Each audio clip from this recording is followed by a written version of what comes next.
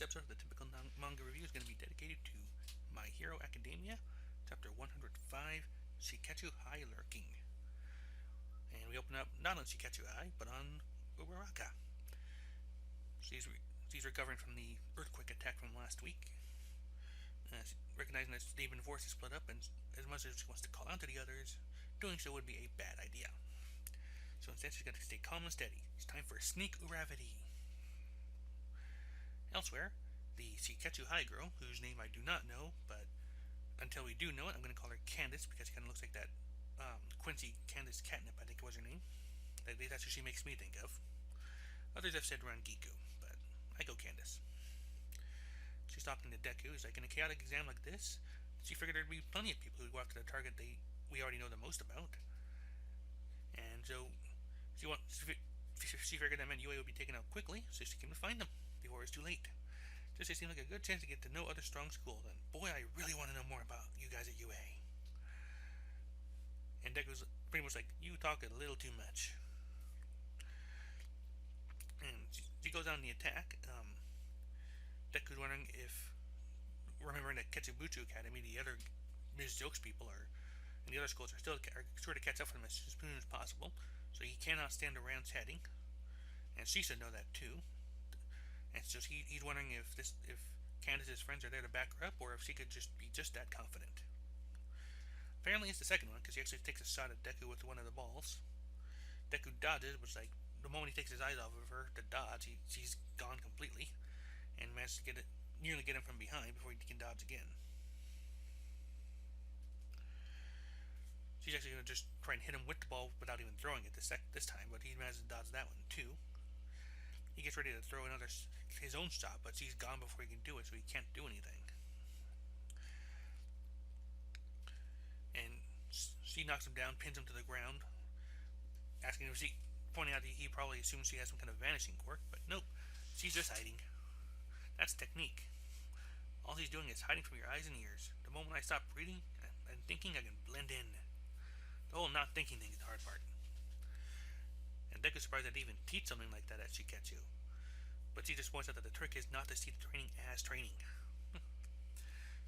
And now, while she's got him pinned face down, she asks Deku, why are you hoping to become a hero? Honor? Pride? For someone else's sake? I want to know all about you. Of course, at that moment, another attack comes in and nearly gets them from the ground up. And it looks like Ketsubutsu's already made themselves known. It looks like that was the Hunter x Hunter looking guy. And Deku realizes he's in trouble because not only could he not find anybody else, but now all these guys are after him. Like, well, let's let them come. I'll just have to dodge them. But he starts doing quite well. Then we start to hear, you okay?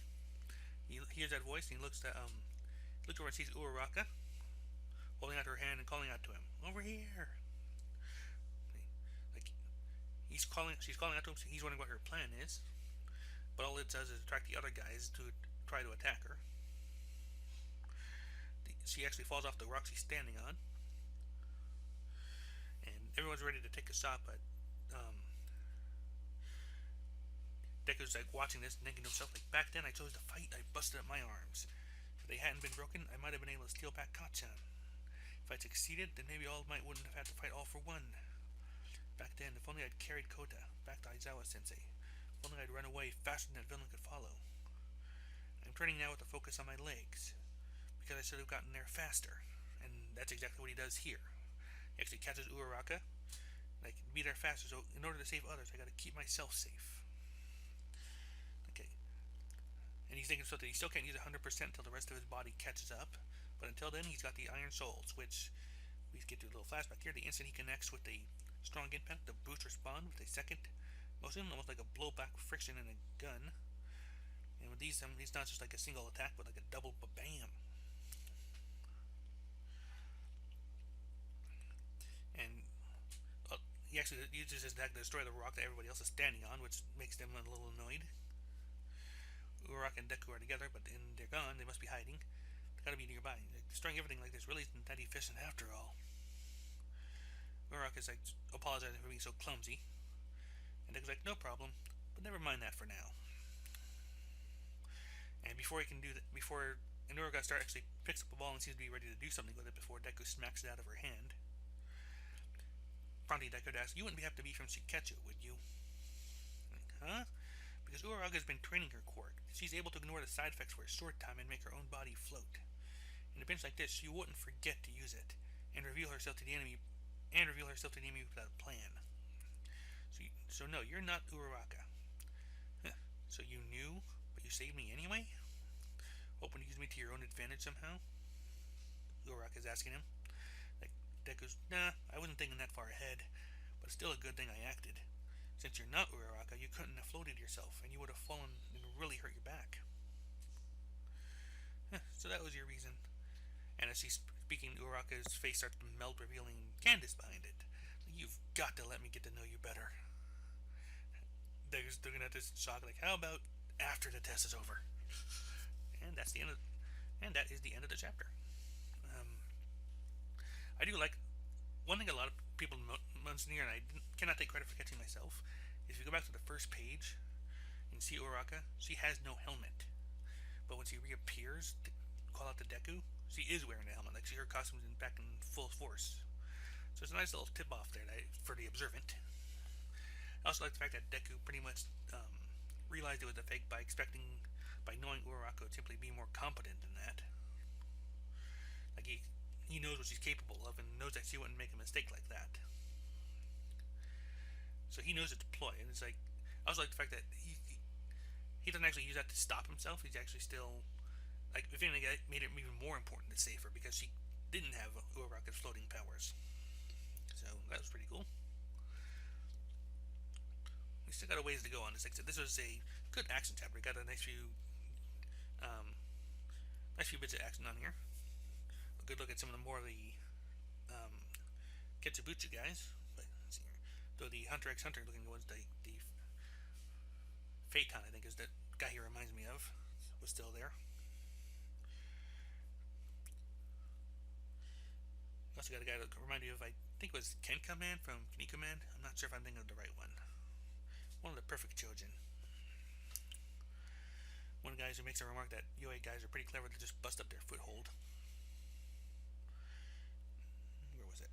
Yeah, there it is. And we get a little bit more on Deku's Iron Soul, so it's like they sort of like use it as give him like a quick little double attack, which is actually a pretty cool touch. So right now, the dynamic between Deku and, again, for lack of a better name, Candace is probably the interesting part of this chapter. She seems very interested in knowing about him, but why does she care? Is she, like, interested in UA in general, or is she doing this so she can impersonate people, or is it just some weird thing of hers? Hard to say. But we'll guess I'll have to wait till next week to find out about that. In the meantime, that has been the review of My Hero Academia, chapter 105. See, where's that title again? Sorry. Yeah. Shiketsu High Lurking. And once again, just to repeat the news from the other video, One Piece 1. Coming up here, we should have a comic Kill in the coming weeks, depending on when we can get a sit down and get that reviewed. Undertale, which we finished playing last week, will have videos once I stop being lazy about it. And I might yet add some new series to this just for myself, just because something I might like talking about. Might do like The Promised Neverland in batches, depending on, because that's kind of a slow pacer. See how that goes. I am liking that series a lot so far. But in the meantime, like I said, that's our review of My Hero Academia. That's our episodes for this week. You have a good rest of the day, and I'll see you all next week.